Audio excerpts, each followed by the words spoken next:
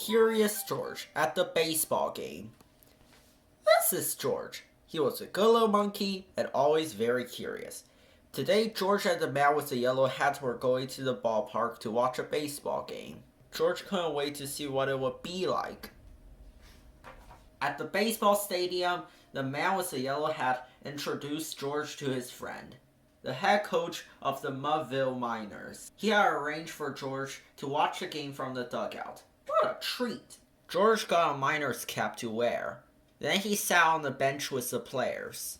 He felt just like part of the team. The players cheered our Miners' home run. George cheered too. The players groaned at a Miners' strikeout. George groaned too. Then George noticed one of the Miners' coaches making funny motions with his hands. He touched his cap, he pinched his nose, he dusted it off his shoulder. Thought George.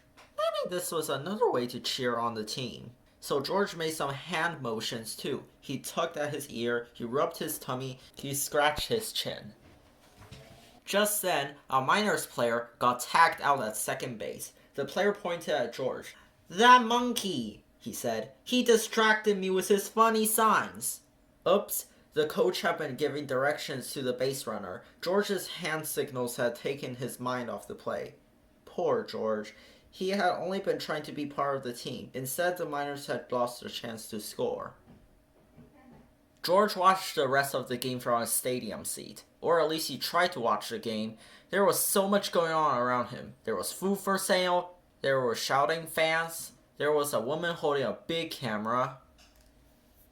The woman pointed her camera at some fans. And look, those fans waved out from the huge screen on the ballpark scoreboard.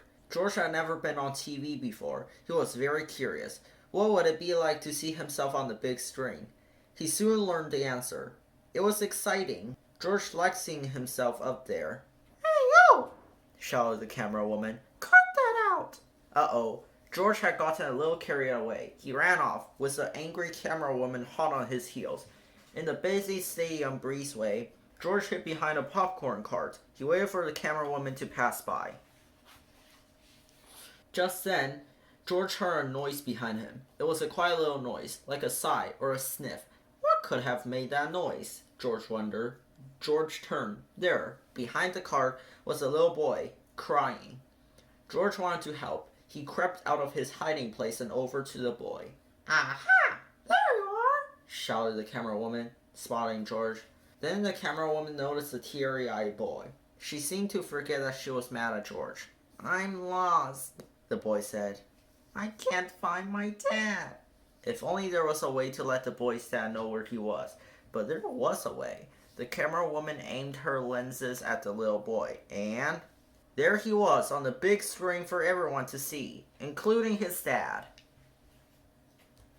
Within minutes, the boy and his father were together again, and the man with the yellow hat had come to find George. "I can't thank you enough," the boy's father said to the camera woman. The camera woman shrugged. "Don't thank me," she said. She patted George on the head. "It was this little fellow who found your son." George was the star of the day.